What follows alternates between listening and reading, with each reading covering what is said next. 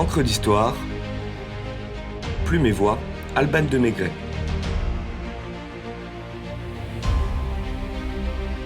L'Orient Express, tapis magique pour Byzance.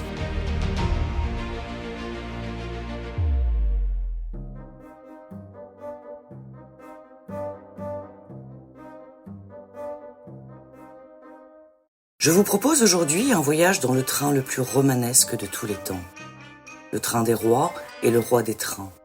Bienvenue à bord de l'Orient Express.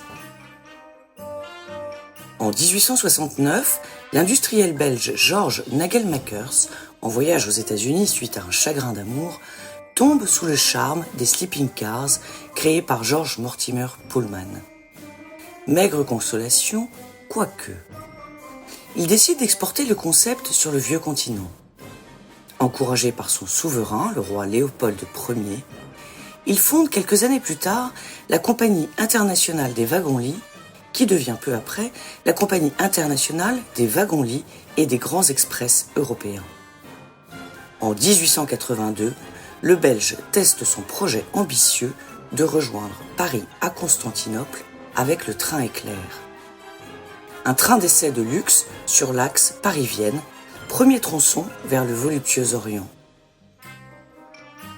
Le 4 octobre 1883, l'Express d'Orient est fin prêt. Intérieur tapissé, rehaussé d'or, éclairage au gaz, chauffage central, eau chaude, velours, marqueterie en bois de sycomore signée Morrison et Nelson, porte-bagages en cuivre, drap de soie, sanitaire en marbre, coupe en cristal, couvert en argent. L'équipement de ce palace sur rail est splendide et inégalé. Il est au rail ce que sera le Titanic à l'Atlantique, avec un destin certes mouvementé, mais moins tragique. Voici donc sur le quai de la gare de Strasbourg, l'actuelle gare de l'Est, 3 wagons qui s'ébranlent pour un voyage à toute vapeur, direction Constantinople. Tapis magique à destination de l'Orient, titrent les journaux en ce jour inaugural.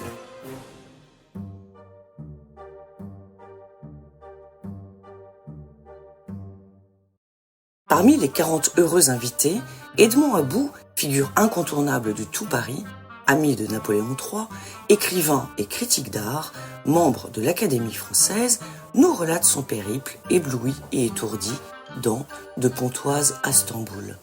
Je cite : « 3 maisons roulantes, longues de 17 mètres et demi, construites en bois de teck et en cristal, chauffées à la vapeur, brillamment éclairées au gaz, largement aérées et aussi confortables pour le moins qu'un riche appartement de Paris. »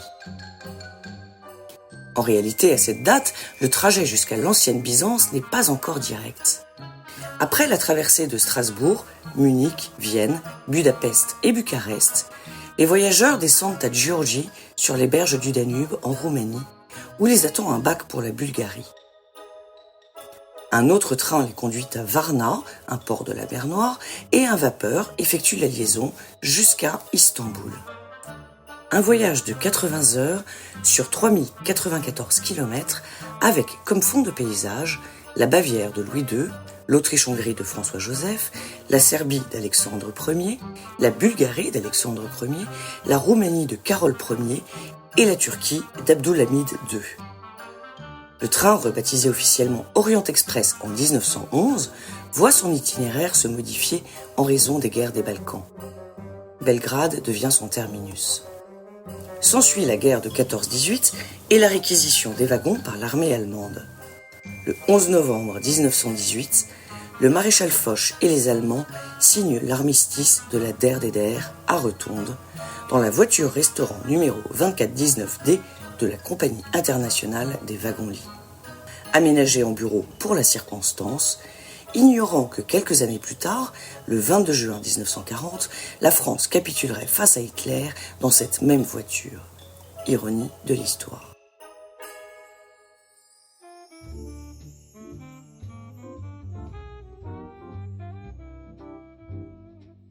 Le percement du tunnel ferroviaire du Simplon sous les Alpes en 1906 permet d'offrir un petit frère à l'Orient Express.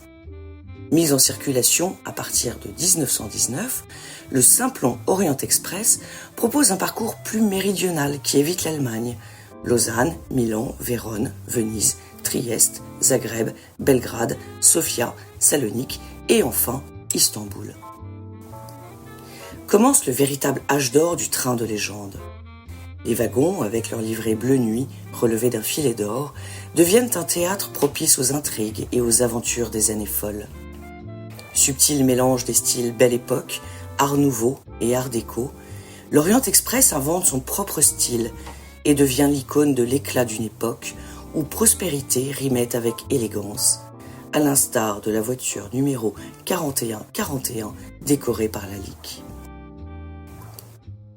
La Deuxième Guerre mondiale contraint à une nouvelle interruption des voyages qui reprennent en 1946. Mais devant atteler des voitures ordinaires, l'Orient Express perd son appellation de train de luxe. De surcroît, en pleine guerre froide, les démocraties populaires d'Europe de l'Est acceptent mal cette entrave occidentale dans leur rideau de fer et intensifient les contrôles.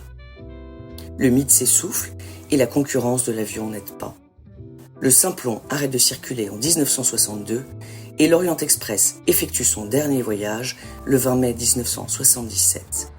La compagnie n'ayant pu résister à l'essor du marché aérien. Les wagons sont vendus. Amoureux du train mythique, le magnat britannique Sir James Sherwood, tel un Robin des Bois des riches, vole au secours de la légende et rachète 2 wagons de l'Orient Express ainsi que d'autres désaffectés de différentes compagnies. Il les restaure dans l'esprit du train mythique et lance en 1982, sur les rails, un train reconstitué. Il reprend du service sous le nom de Venice Simplon Orient Express et continue aujourd'hui de circuler pour des voyageurs nostalgiques ou romantiques, aisés et peu pressés. Pendant l'époque de ces années fastes, l'Orient Express démode les croisières de luxe et abolit les frontières, créant l'Europe avant l'heure. Tête couronnée, mais aussi intellectuelle, artistes, politiques, espions, ambassadeurs, hommes et femmes du monde raffolent de ce huis clos ambulant et somptueux que leur offre le train mythique. Tiens, voilà la reine Victoria en grande conversation avec son petit-fils, l'empereur Guillaume II d'Allemagne.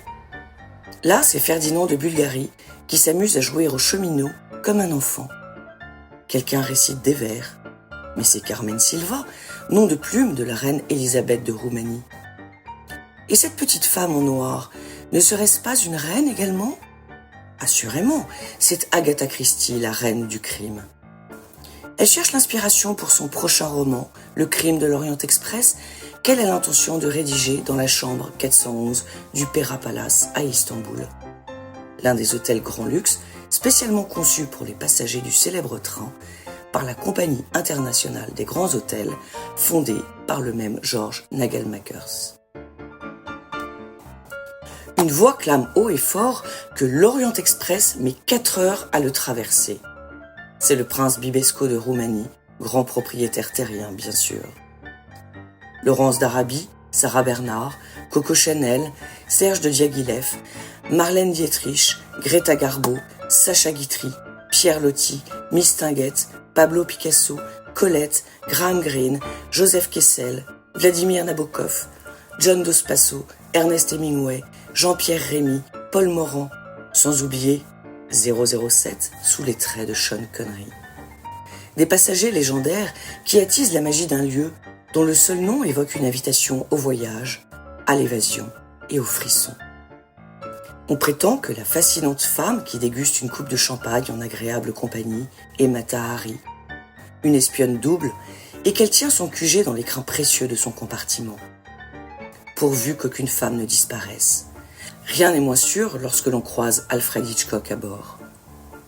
Grâce au travail du chercheur Arthur Mettetal, 17 wagons d'origine, étonnamment bien conservés, ont été retrouvés en 2015 en Pologne et rapatriés à Paris.